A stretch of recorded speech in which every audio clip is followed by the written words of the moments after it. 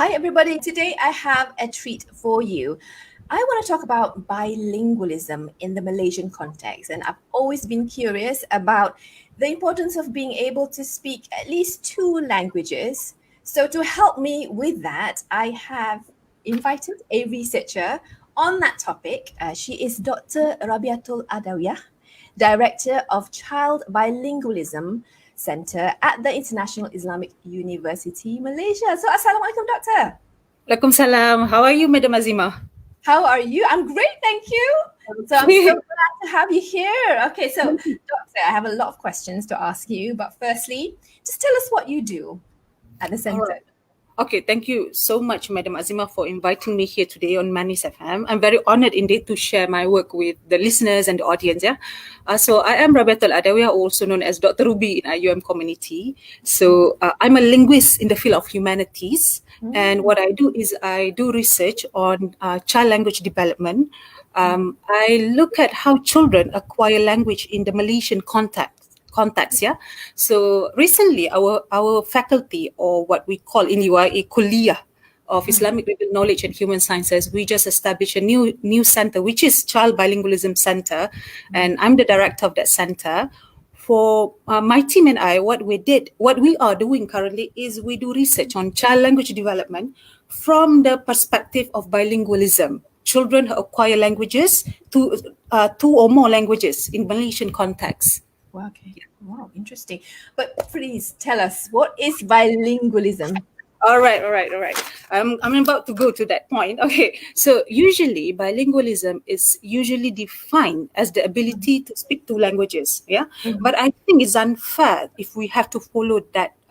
What they call definition, it's limiting ourselves. All right. So instead of thinking of bilingualism as either slash or idea, I think it's important that we view it as a range. Or in linguistics, we call it as a continuum, as a range. Okay, let me illustrate to you. Usually, people will say, for example, Malay speaker. Okay, Ali can speak Malay, Ali cannot speak English. Hence, Ali is a monolingual Malay speaker. That's the usual definition. Madam Azima, you can speak English, you can speak Malay. Then you are regarded as a bilingual. So that's a clear-cut definition, but it's not like that. That's not the entire story, right? So in bilingualism, yes, there are people like us who can speak Malay and English, and we use that actively, right, in our daily life. But there are people who can understand both languages but speak only one. So a Malay speaker who speaks only Malay but understand English, we regard that as bilingual as well. All right, and there are also those who speak both, those who understand English and Malay and can only speak English, bilingual as well. But the picture is, that's why I say it's a range of but it's a range of if you want to put a label into it, right? Yeah. And even for people like us who speak, we claim, okay, we are active bilinguals, but you cannot deny that one language, maybe English or Malay, is more dominant than the other, depending on your context, right? For example, in my case, Yes. my husband is a Perakhin Malay, very pure Perakhin. If you watch, if you know Kampung Pisang Bersisiri now, that's a, oh, it's on Chitra. It's a TV series on Astro Chitra on it's a Malay TV show. Right. So my daughter, she's raised in English and Malay, as a Malay household. So I speak English. My husband speaks the Perakhin Malay. All right. I noticed this when during the pandemic, the first PKP.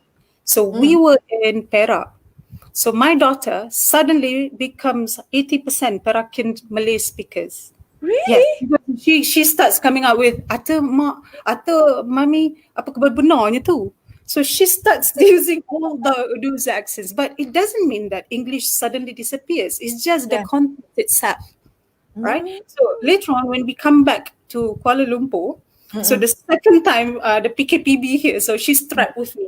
So I use English. So I notice English is more activated now, right? So you see, how old's your daughter? She's now 9. She's not. Okay, all right. She's now 9. So I see that shifting of her dominance depending on the context, depending on the environment. Okay. So that's why the clear cut, it doesn't work anymore actually. Right. So, okay, but how will this finding affect parents who want their children to be able to be, fluent in both languages? Is that possible? Like, Okay, I think for parents, what they should do is this: what input and exposure is mm, the fundamental factor in language acquisition. And when we okay. say language acquisition in bilingualism as well. So if you decide as a Mm, parent, you say, okay, I want my anak to be good mm, in Malay and English. Meaning in the household, you have to make sure there is this input for Malay, there is this input for English as well. mm, All right. So sometimes certain household they decide to introduce English. All right, mm, that's fine. Um, in one of my latest research, so I did that differences between children who are exposed to Malay dominant environment. Okay, mm-hmm, so they speak more Malay at home, and they are introduced to English later, okay. right? And there's also this group of children who is more English dominant, so they Mm, speak English at home. Malay mm, is introduced outside. All right. mm, So in this finding, you would think that because we look at their English grammar, yeah. mm, So you would think that children from the English dominant would be mm-hmm, stronger, right? In mm-hmm. terms of their English grammar. No, no, no, no. Our findings show Yes. that children from the Malay dominant household performs better in grammar compared to the English dominant background. Oh, Okay, it is interesting. Okay, let me briefly explain yes, why is yes, that. please. So we found this is that children from English dominant background, Mm, they have more vocabulary. So the exposure, the communication helps them in terms of their vocabulary, mm-hmm, but it doesn't necessarily help in terms of the grammatical development, right? okay. So the children who comes from the Malay dominant household, Mm, there's this you see boundary between English and Malay, because at home parents do not speak English, parents yeah. speak Malay, so they are exposed to English to certain domains, for example at school or maybe Mm, on YouTube. So somehow this is just our speculation because we just managed to find that findings. mm, Somehow they transfer, mm, they learn to what do you call demarcate. They learn to distinguish these two languages, and they see the pattern. mm, Hence, their grammar is much more what do you call. They outperform the English dominant children. So English dominant children they speak a lot. They speak a yeah. lot. They have Yeah. vocabularies, but grammar tak mestinya betul. Wow. Grammar tak. So vocabulary it helps. Vocabulary Vocabulary would it help, helps, but not grammar. not Okay. grammar. Yes. Mm, So what I'm saying is for parents, I think if you yeah. want in insight, there must be strategies at Mm. home. So Yes. English Tell us about might, that. yeah, Yeah. yeah, yeah. As I said before, my daughter was trapped with me. So I notice now because of the Mm-mm. school closure. So she's Mm, more mm, dominant in English because mm. from birth, she's been using English with me. Right. So somehow she associated English with me. So now, because I'm worried that she might become English monolinguals, I don't want Yeah. her to do that. So I started now. Since the PKPB, Mm. we have a story time. So I read children like stories. So you read stories to them, but Yes. now I start searching for Malay books. So Yes. that storytelling session is purely in Malay. So she has to communicate in Malay with me. If Mm. she tries in English, I said, no, no, no, Malay only session. Okay. That I think for parents, we need to be Yes. proactive, Betul. right? And Yes. also, just some advice. I think the trends that I see nowadays among parents Mm. is that they Mm. like. I understand the what do you call.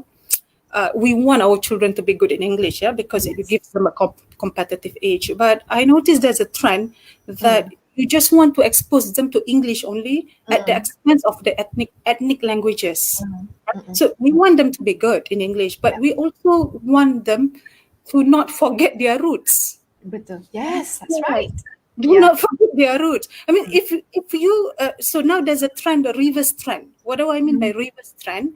Is Mm-mm. that before this, I remember when I was younger, there's always complaint. Oh, Malaysian cannot speak English. Malaysian cannot speak English. Yeah, Mm. Malaysian only speak their ethnic languages. Okay.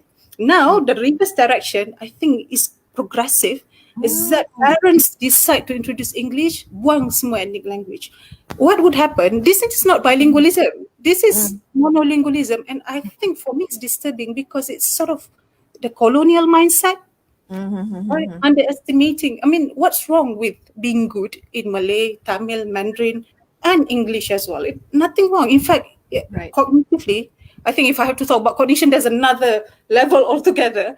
Cognitively, it gives you more, your brain will work better Right. if you can speak more than one language. I That's yes. So I think there's a damaging trend.